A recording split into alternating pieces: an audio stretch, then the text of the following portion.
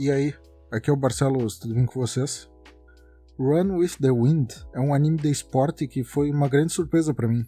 Ele conta a história de um grupo de corredores universitários que conseguiu trazer coisas novas que geralmente não são encontradas em animes que retratam estudantes do ensino médio.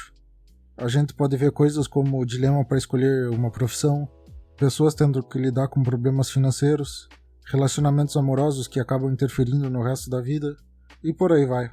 Só que enquanto eu tava olhando esse anime, eu ficava a todo momento pensando, não tem como esses caras ganharem esse campeonato final de corrida.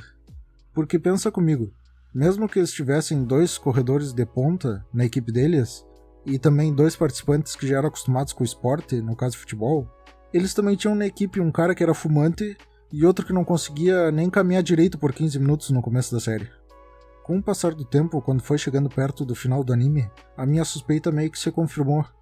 Numa cena em que o líder da equipe chega para um dos participantes e diz: "Olha, eu acho que a gente vai ter chance de chegar entre os 10 primeiros."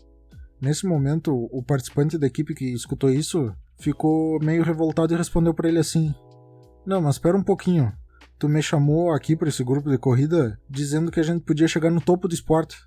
Só que agora tu vem me dizer que a gente se esforçou tanto para só chegar entre os 10 primeiros? Qual vai ser a minha motivação para fazer isso?" A resposta que a série dá para isso é meio que manjada, baseada principalmente na vontade que um dos corredores tem de competir pelo menos mais uma vez. Só que para mim, o mais importante nessa série não foi nem essa resposta, mas a própria pergunta. E para passar para vocês a importância que ela teve para mim, eu meio que vou reformular ela e perguntar para vocês o seguinte: por que a gente, como telespectador, vai acompanhar a série de um time que tá tentando só chegar entre os 10 primeiros? E por incrível que pareça, minha resposta para isso é: pelo mesmo motivo que a gente acompanha a primeira temporada do documentário da Netflix que acompanha a Fórmula 1. Pra quem não conhece, a Netflix tem um documentário que fala sobre os bastidores da Fórmula 1. E cada temporada da série acompanha um ano de competição. Só que a primeira temporada dessa série teve uma coisa em comum. Como a série era nova e ninguém sabia se a coisa ia dar muito certo, acabou que a Ferrari e a Mercedes não fecharam um contrato com a Netflix.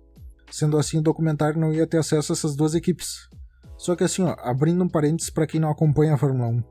A Ferrari é simplesmente a equipe mais famosa de toda a história da Fórmula 1.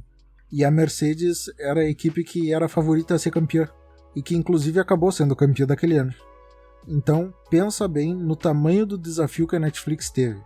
Ela precisava fazer um documentário sobre Fórmula 1, sem falar da equipe campeã, e também sem falar da equipe que era mais famosa. E o engraçado é que eles conseguiram fazer isso e fizeram muito bem. Nessa primeira temporada deu pra ver histórias como a da Haas, que era uma equipe que recém tinha entrado na Fórmula 1 e estava tentando se estabelecer. A gente também viu a história da Williams, uma equipe que até já tinha sido campeã da Fórmula 1, só que estava lidando com a questão de ser a última equipe dentro do campeonato de construtores. A gente também viu como é que existia a rivalidade entre pilotos de uma mesma equipe ou até pilotos de uma mesma nacionalidade, em que o principal objetivo deles era simplesmente chegar um na frente do outro, sem se preocupar que se estavam muito perto do pódio ou não. A gente viu até que existia uma rixa entre 2 equipes que nem competiam diretamente uma com a outra. Dentro da pista, a diferença técnica fazia com que os carros nem chegassem perto. Só que fora das pistas, nos bastidores, dava pra ver que as 2 ficavam brigando politicamente, uma tentando prejudicar a outra. Com tudo isso, essa série conseguiu me mostrar que muitas vezes no esporte, a vitória é só um detalhe. É claro que é legal a gente ver a história de superação de um esportista que conseguiu sair lá de baixo e alcançar a vitória. Só que, atrás dele, tem várias outras histórias que a maioria das vezes a gente não vê.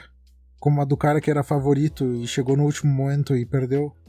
Como aquele outro esportista que teve uma lesão séria e a maior briga dele foi conseguir estar saudável para competir. Daquele outro que enfrentou diversos problemas familiares. E até mesmo a história do cara que chegou em último. E é meio que para abrir os nossos olhos para a possibilidade dessas outras histórias que esse anime serve. Mas é claro que essa é só a minha opinião. Me diz qual é a tua aí nos comentários.